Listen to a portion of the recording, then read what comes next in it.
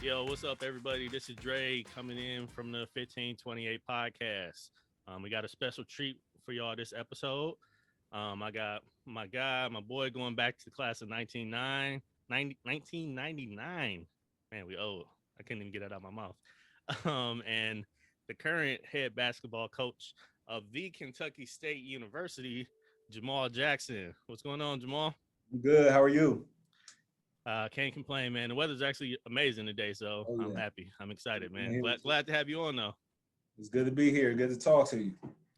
Yeah, so we wanted to cover a couple of things during this interview. One, just want to talk about your background, how you got to where you are, but also a lot of people are kind of curious what it's like to be an athlete and a coach during these COVID times.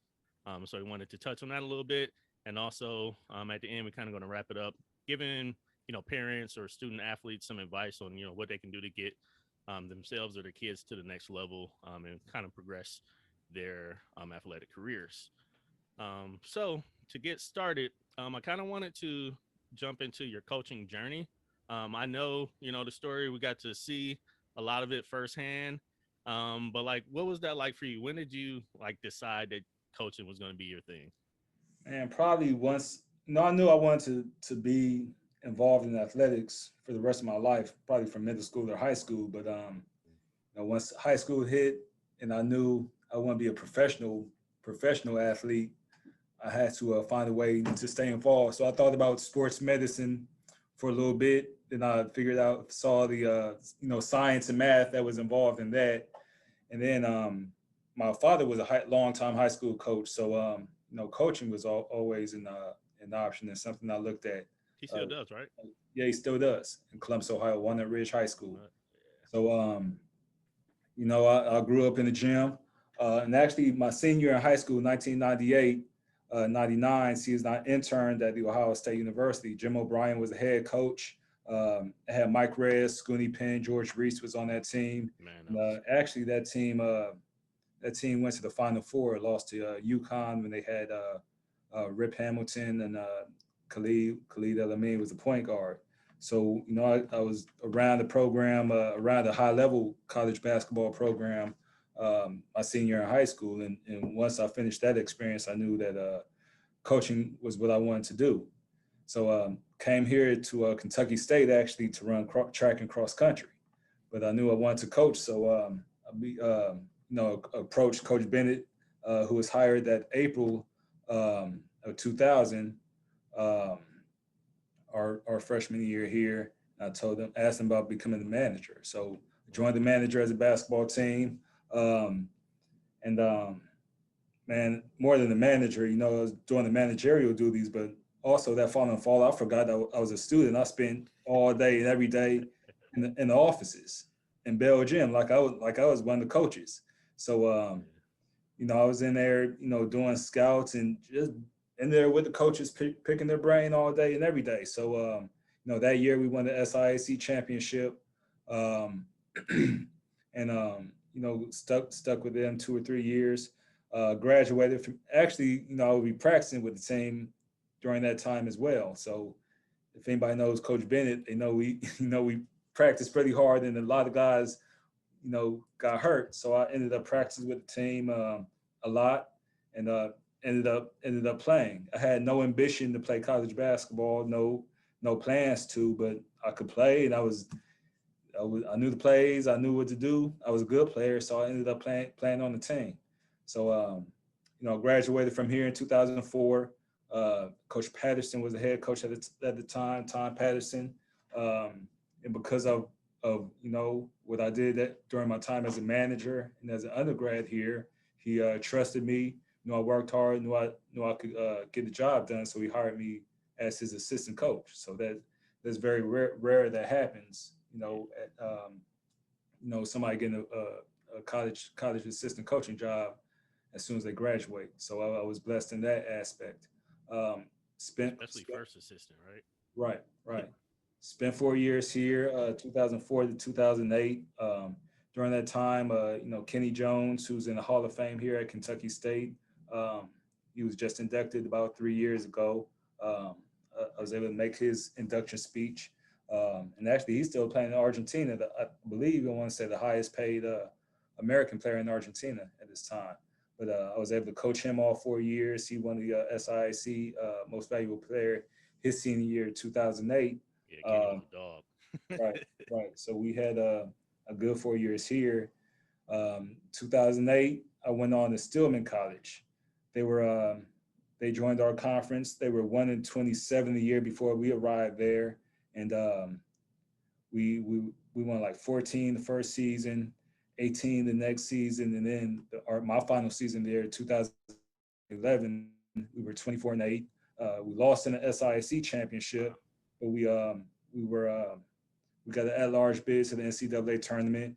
Um, Made it to the South Regional Championship and lost in the South Regional Championship, so the round of 16. Man, that's So a I heck of a want to say turnaround in 2 years. yeah, we really turned that program around. And actually, the head coach who I was working under there was Michael Grant, who's Chris Grant, who played Hmm. football here at Kentucky State. He's now the associate commissioner with the Pac-12. But his father was and I actually when we were undergrads here, he was the head coach at Central State. So our rivals. So I worked under him and I was studied wondering for where he was years. at before Stillman. It makes Right. sense now. Well, he went from Central State to Southern University. Was there for a couple years, then went on to Stillman. So in 2011, we're gearing up for another season off of that great season we had, and I saw on the computer that Bluefield State College was hiring for a head coach. I had never heard of it before I saw it on online. So I saw the head coach on the women's side. He had some ties to Kentucky State. His father was a long time coach here at Kentucky State, then at Alabama State, Oliver, Hmm. James Oliver. So talked to him, talked to some other people there, um, and actually one of the guys who I met probably in 2010, whenever the Final Four was there in Houston. I was in the airport waiting for my flight, just sat down with the guy. We were both waiting for a flight, had a 30-minute conversation with a guy named Greg White. And at the time, thought nothing of it. But, he said he had coached at Marshall for a little bit, coached at the University of Charleston in West Virginia. I think worked for the president at Marshall University and coached at UCLA.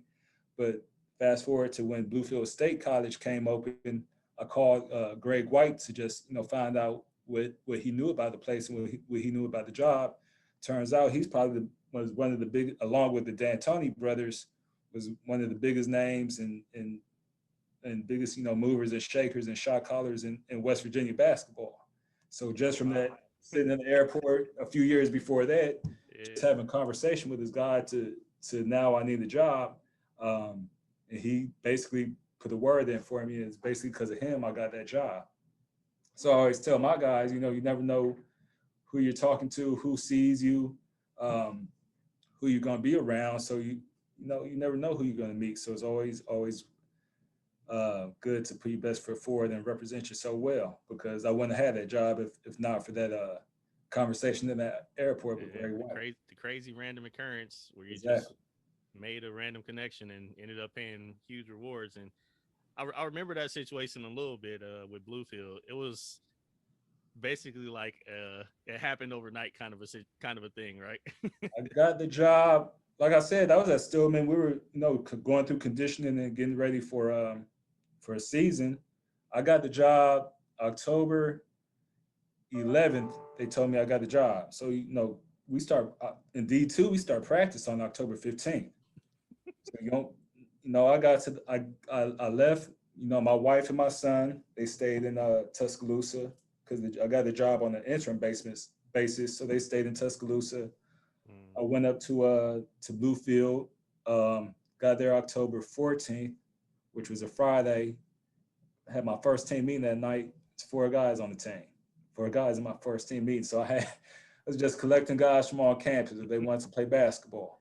So That's we had wild. our first practice that Saturday morning.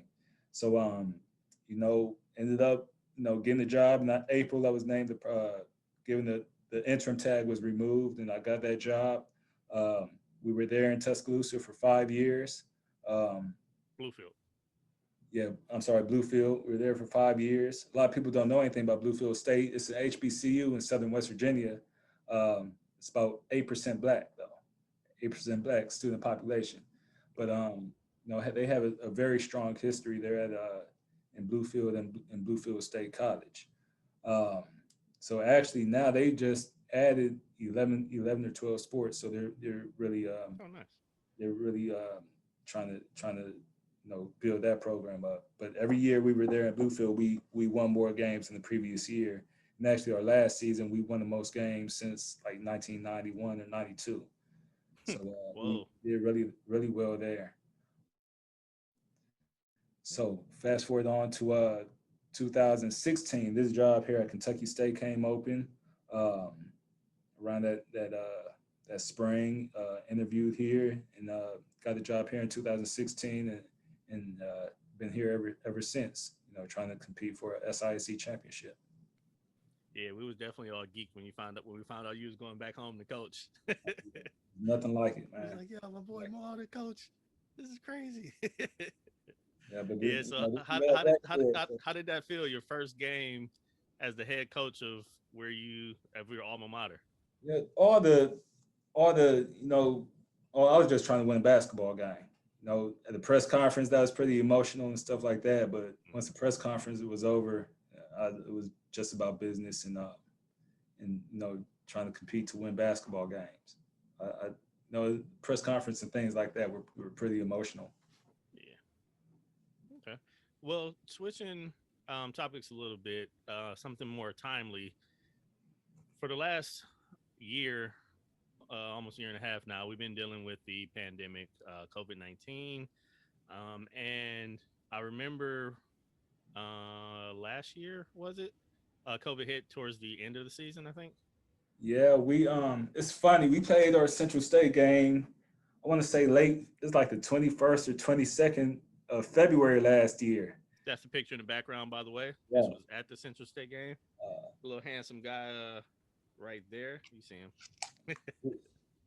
That was an exciting game too.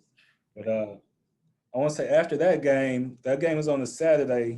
We had practice on Monday, and I was very sick on Monday. So I got very sick on Monday. So I was sick for about a week. Um, so I said I missed practice a lot that week. I came back to practice Friday and Saturday, and we left for the conference tournament on Sunday. And I remember going into the hotel and reading in the newspaper. That's when they started talking about COVID, the end of Mm, last February. So I'm thinking we played in conference tournament, and when we got back is when the NBA started shutting down and different things started shutting down, beginning of March of last year.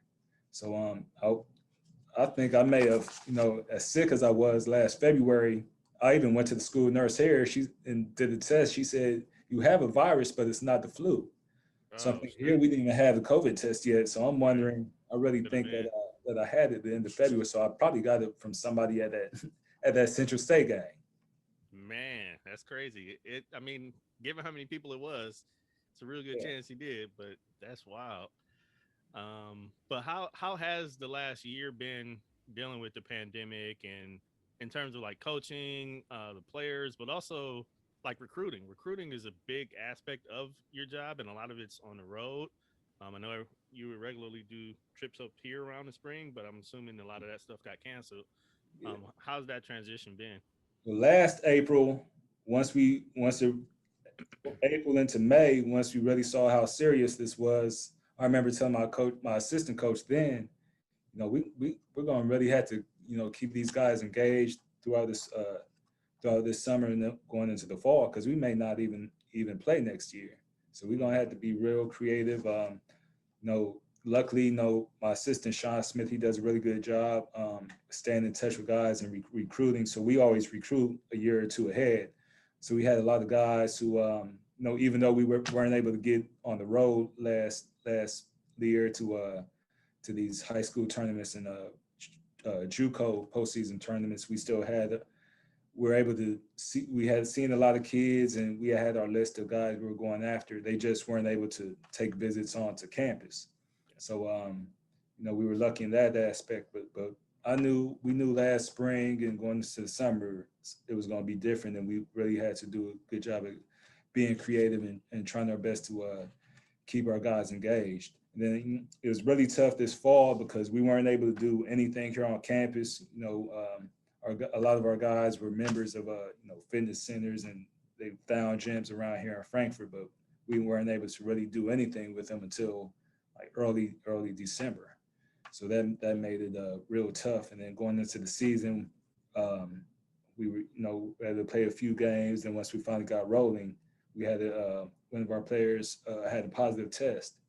So we everybody had to quarantine for 2 weeks, according to our school and state rules.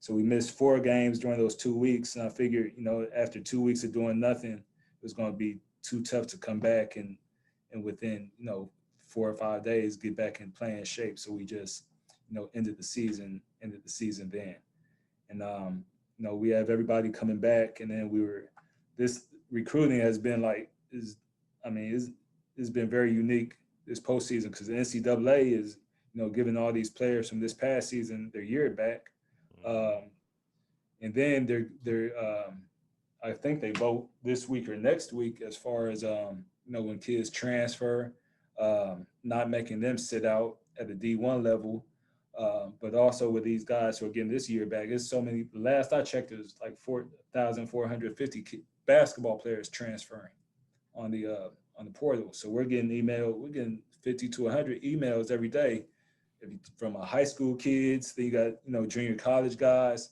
Then you have the 4 year guys. So we're Right. right And now. your scholarships didn't change at all, right? Nah, Am I right? scholarships didn't change. They Right. haven't That's changed. Yeah, we're hoping. I got my fingers crossed right now. So we're hoping because a lot of these guys are pretty good. We're getting we never got this many. There's a lot of D1 transfers contacting us and looking to come here.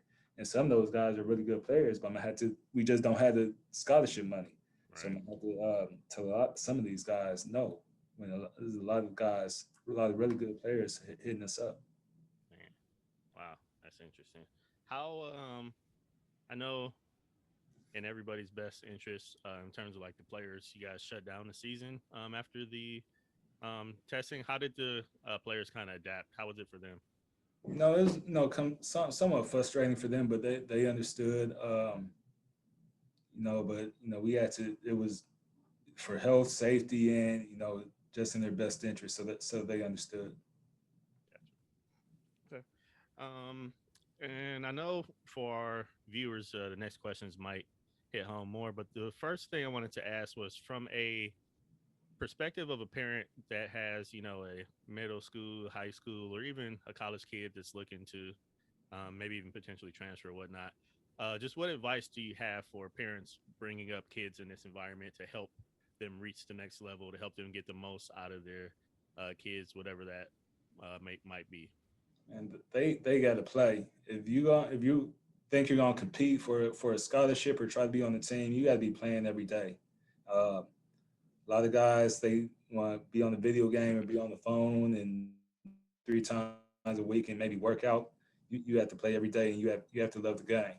Um, I remember my best players that I ever had have been guys who either grew up in the Boys and Girls Club or grew up in the YMCA.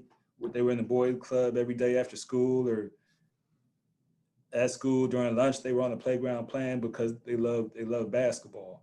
It's it's not you're not going to go work with a trainer a couple times a week and think you're going to get the scholarship.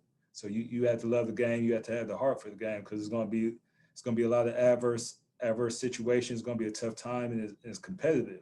If you don't love that game, you'll get pushed to the side quick and you'll expose yourself quicker. Somebody will expose you. So one, you have to have a love for this game. Two is academics.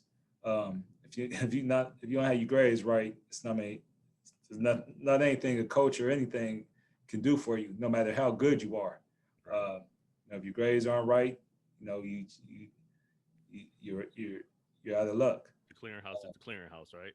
Right, right. And then at a Division 1 level, I think a lot of your credits you have to earn by the end of your junior year. So it's not like you're gonna get to your senior year and then think you're gonna make up a all these credits. So Mm. you got to have your academics in line. But it's basketball is an international game now. I got a player from France on my team right now. Um, and his coach from France is texting me right now, sending me a message on Hangouts about guys he has over there from different countries over there, Spain, Turkey. Um, they have their academics, and they're extremely good players. So it's not just competing against American players for a scholarship. You're competing against players from all over the world who are very accessible, and they have their stuff in line. So, if you don't have it, or you got to have something about you who makes you more attractive than this next player. So, you don't want to give your academics. They can either make you attractive or make you less attractive. And they can also, especially at our level, if you have high academics, that helps us a little bit because that means you can get an academic scholarship. So if you're talent wise, if you're even with the next guy, but he needs a full scholarship, and you only need a partial scholarship because the rest of your money you can get, from an academic scholarship, I'm probably going to take you if you're Right. academic. Basically opens up their opportunity of where they want to go Right. at that point.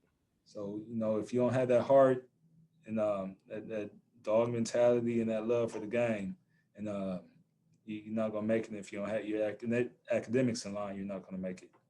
Now that's a real good point that I never really thought about in terms of even for collegiate, they're not just competing with people, in their community or in America. They're competing with people all across the country for these college scholarships. Because, Right. in our time we had Nabil, who was from France.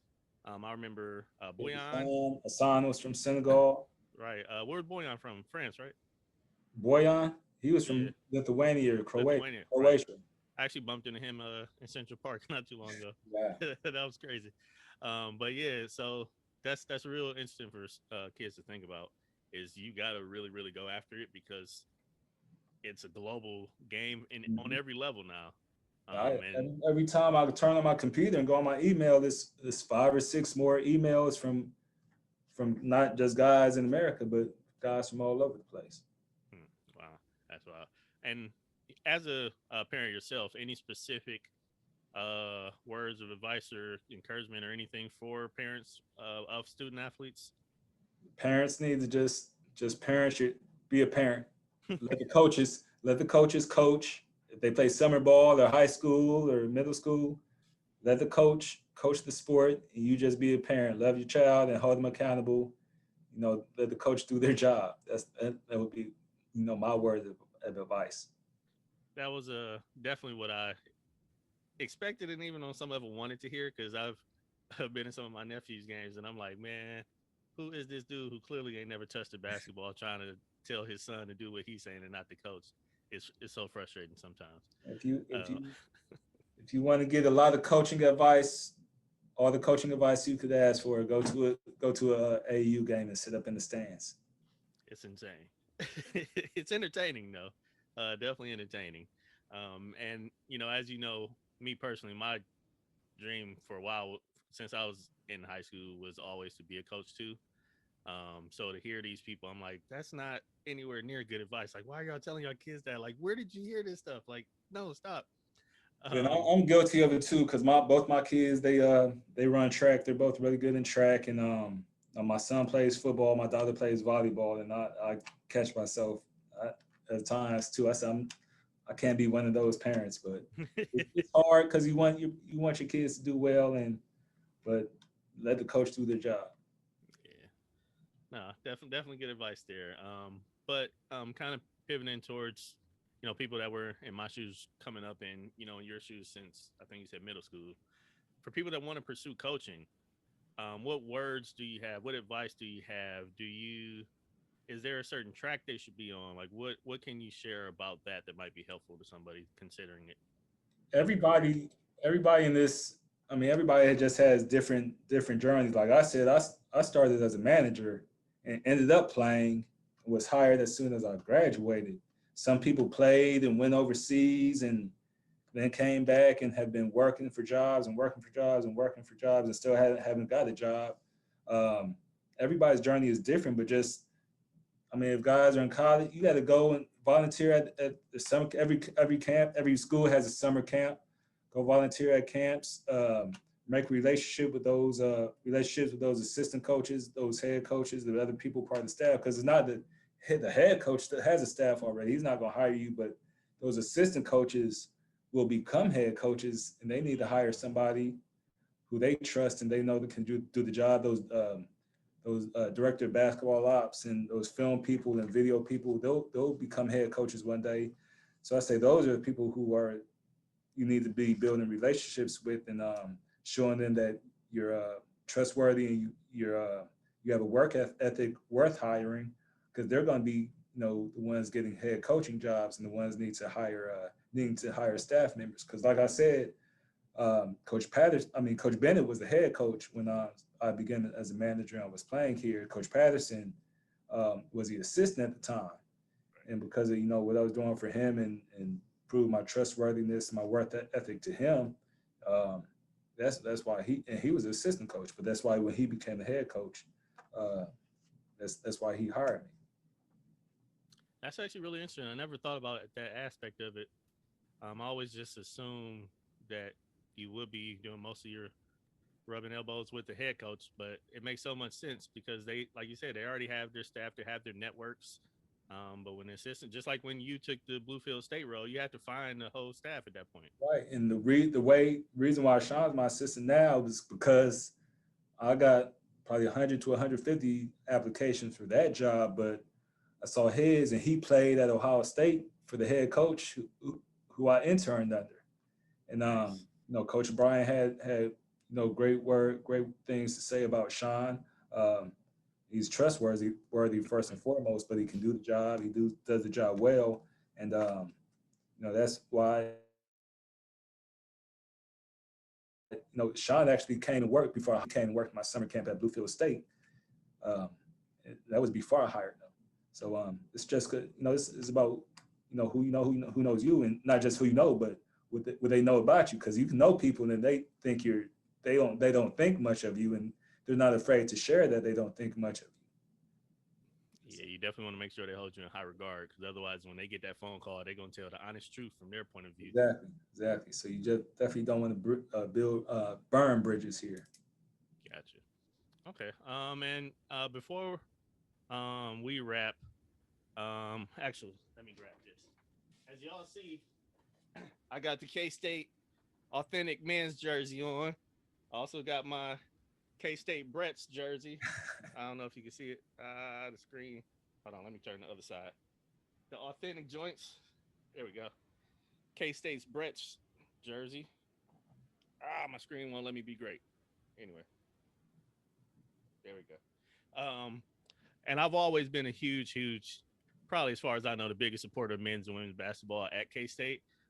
So when we had the opportunity to interview somebody, aside from the fact that you my boy, we go back since '99, part of the original crew, and still tight to this day. I was really excited to have this interview, bring some more attention around K State basketball, answer some questions people have been thinking about.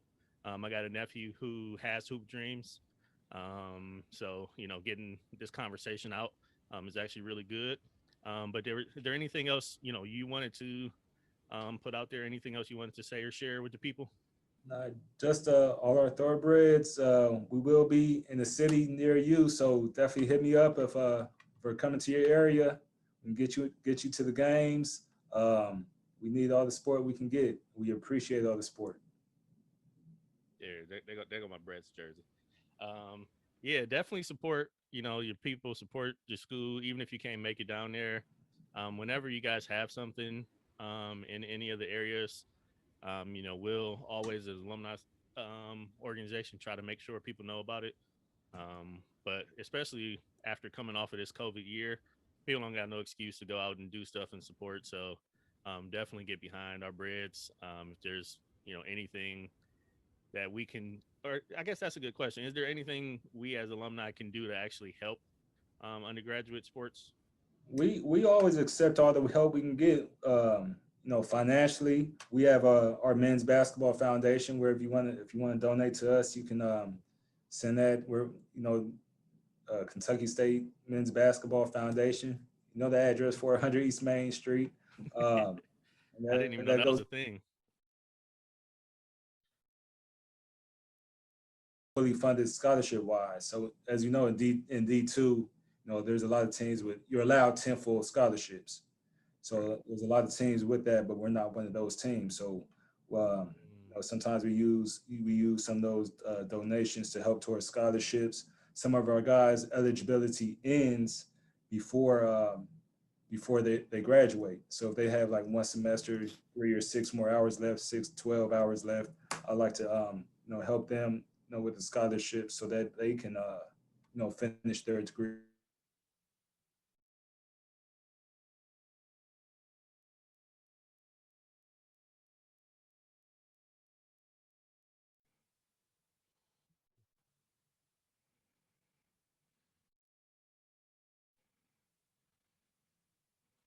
Oh man.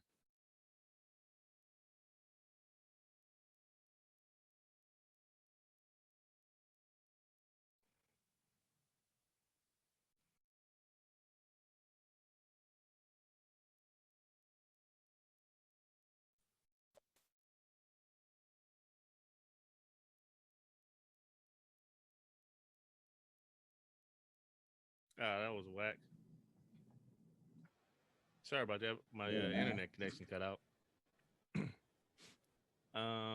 The last thing I heard was, well, actually, just pick, if you wouldn't mind, just pick it up after you said, 400 East Main Street or whatever. Cause I don't really know what you said No, after I that. was saying even with we need help with our athletic scholarships if you want to donate to that, and even after guys complete their eligibility, if they have 6 or 9, 12 more hours left to graduate, we like to help those guys help give those guys a scholarship post eligibility so they can go on and graduate from here. But we do other things for our players. We try to get ties and jackets for these guys. So anything you can do to help us out, we definitely appreciate. No, that's definitely good to know. I never even really thought about that or knew that was the thing.